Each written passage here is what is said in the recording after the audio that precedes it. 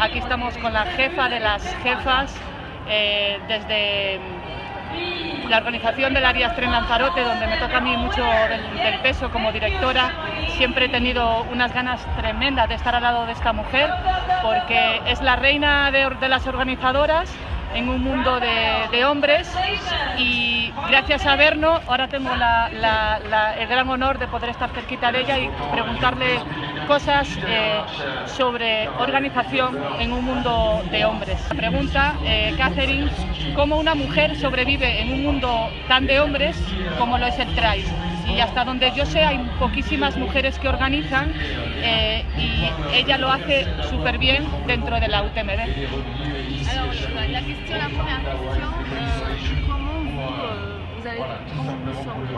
survivre dans ce monde des hommes finalement, et c'est le trail en tant qu'organisatrice, comment vous le vivez, comment vous faites pour être la reine de toutes ces carrières? Alors, la reine, je dirais pas ça, peut-être comme le chef d'orchestre, parce qu'en fait, un chef d'orchestre, s'il n'a pas ses équipes, il n'a personne. Et toute la réussite, c'est parce qu'on est capable de faire une belle symphonie, parce qu'il y a toutes les équipes. Et moi, je les anime. Tras tantas ediciones de la UTMB, ¿el trabajo y la presión continúan siendo igual año tras año, o desde el 2003 hasta ahora la presión y el trabajo suben? Alors depuis ces années, en fait, la pression est toujours la même, ou ça argumente sur les années qui passent, vous déléguez beaucoup de travail, ou la pression est toujours la même, ou la gérez toujours pareil? La pression, elle est différente. Sur les premières années, on est toute petite équipe et on fait un petit peu tout. Et c'est d'ailleurs ça qui nous permet d'apprendre, de comprendre tout ce qui se passe. Et puis là, les choses changent un petit peu. Et c'est vrai que la pression, elle est portée beaucoup plus aujourd'hui, parce que maintenant on a des équipes qui gèrent très bien toute la partie technique, sportive, secouriste, etc. Et la pression, c'est aussi une pression de la communication, parce qu'aujourd'hui l'événement a pris une telle ampleur et il y a tellement d'émotions qu'il faut réellement être juste dans sa communication. ¿Cuál es la razón, Catherine, de estar en la meta abrazando a cada uno de los finishers en la UTMB? ¿Es una cuestión más personal o es una imagen de la organización que usted esté presente en esa meta? Le fait d'être à l'arrivée, positionné à l'arrivée pour embrasser le coureur, lui dire bravo, etc., c'est pour vous, c'est votre idée, ou c'est une image de la carte de TVD? Qu'est-ce que ça représente pour vous, être là, le coureur arrivant? Comment dire, déjà je n'embrasse pas tous les coureurs, au début c'est arrivé comme ça s'est fait comme ça, j'étais tellement soulagée de les voir arriver, j'avais tellement partagé leur aventure tout en veillant à ce que tout se passe bien, que ensuite je me suis retrouvée là, et puis il y a plutôt une communion que le fait de les embrasser. Je pense qu'on a beaucoup exagéré en disant que j'ai embrassé tous les coureurs, parce que c'est juste pas possible et il y en a trop, mais par contre je pense à chacun d'entre eux.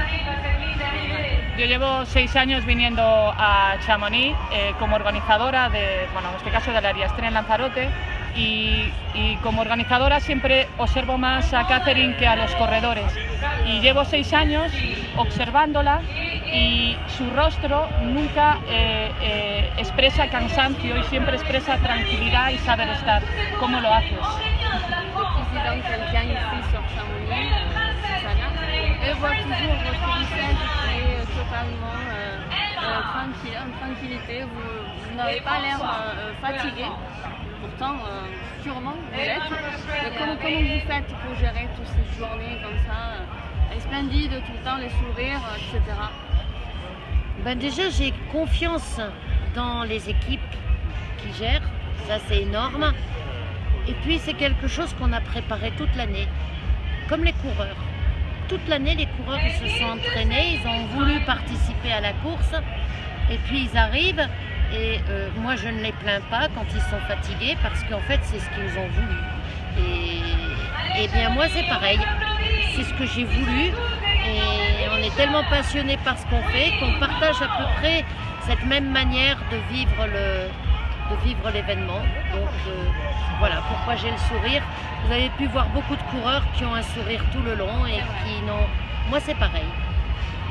Muy bien. Desde el 2003 hasta ahora, el 2017, ¿cuál ha sido el momento más duro que ha tenido que vivir usted dentro de la organización de la UTMB? Depuis le commencement de 2003, c'est quoi les moments les plus difficiles à gérer, les plus durs pour vous? Oui, c'est quand on a été obligé d'arrêter la course à Saint-Gervais en 2010. Ça a été un moment très dur, que nous n'avons pas du tout regretté parce que c'était obligatoire. Et quand on a vu les conditions derrière, on a vraiment été content de l'avoir fait. Parce qu'aujourd'hui, toute la difficulté d'un coureur, comme celle d'un organisateur, c'est de pouvoir analyser la situation, s'adapter et si on ne peut pas, savoir renoncer aussi. Muy bien. Usted se ha ganado el respeto en el mundo de los organizadores y en el mundo del ultra trail. Se ha ganado el respeto a golpe de hacerlo todo muy bien. Usted habla siempre del equipo. Yo sé que hay un equipo detrás que trabaja mano a mano con usted, pero usted lleva la imagen, usted lleva el peso y usted es mujer. Y por ser mujer, ¿cree usted que ha sido más difícil el tema de ser mujer y estar dentro de una organización tan fuerte?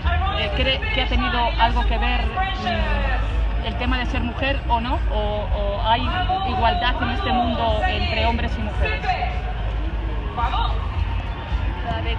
Dans un monde où il y a surtout des organisateurs femmes, pour vous, ça a été... comment vous gérez? Est-ce que ça a été beaucoup plus dur pour vous de sortir cette carrière que c'est la plus importante dans tous les niveaux? Et pour vous, ça a été plus difficile que par exemple pour avoir l'image d'un homme comme organisateur d'une carrière, d'une course? Pas du tout, parce qu'en fait, je ne dirige pas toute seule. Vous êtes l'image. Je suis l'image, mais sans mon mari Michel, oui. Eh bien, ça ne marche pas. Et tous les deux, on a chacun notre part. Comme un cerveau, on est bicéphale, on a deux hémisphères, chacun la sienne, chacun son rôle. Et c'est parce qu'on est complètement connecté que ça fonctionne. ¿Cómo cree, Catherine, que ha evolucionado el papel de la mujer desde el 2003 en participación y en poder para las marcas desde el 2003 hasta ahora? ¿Ha evolucionado mucho o seguimos siendo una pequeña proporción del 10%, del 8% y las marcas no nos toman en cuenta por ser mujer? ¿Usted cree que ha evolucionado a mejor o seguimos igual que en el 2003? Croyez que ça a évolué l'image d'une femme par rapport à sponsoriser depuis les années. Ça continue à être un 10% de la participation. On commence à évoluer la participation des femmes dans les mondes du trail. Je pense que les femmes participent, mais sur des courses plus courtes.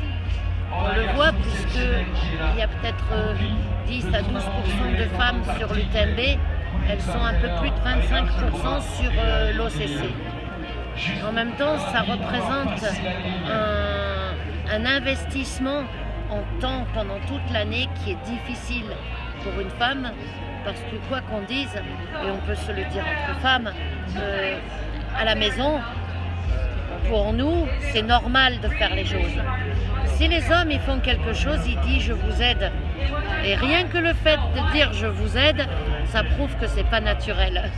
Okay. Y esta es la última pregunta. Catherine, ¿por qué? ¿Por qué amas así tu trabajo? ¿Qué te aporta, qué te regala la UTMB a nivel personal? Niveau personnel, pourquoi vous aimez tellement ce travail? Pourquoi? Qu'est-ce qui vous fait lever le matin au niveau personnel? Il faut être vraiment tout à fait honnête et vous montrer. Au niveau personnel, c'est la diversité et tous les amis que ça m'a permis de rencontrer dans le monde entier. Et cette notion d'échange et d'amitié, ça mérite vraiment beaucoup. Pues gracias, Catherine, muchísimas gracias, ha sido un placer poder estar aquí un ratito contigo. Averno Trail, gracias por dejarme preguntar y soltar la sinceridad, de manera sincera todas las preguntas que tenía que decirle a esta gran mujer, y espero que en el 2018 sigamos aquí y le volveré a hacer otra entrevista. Gracias, Averno.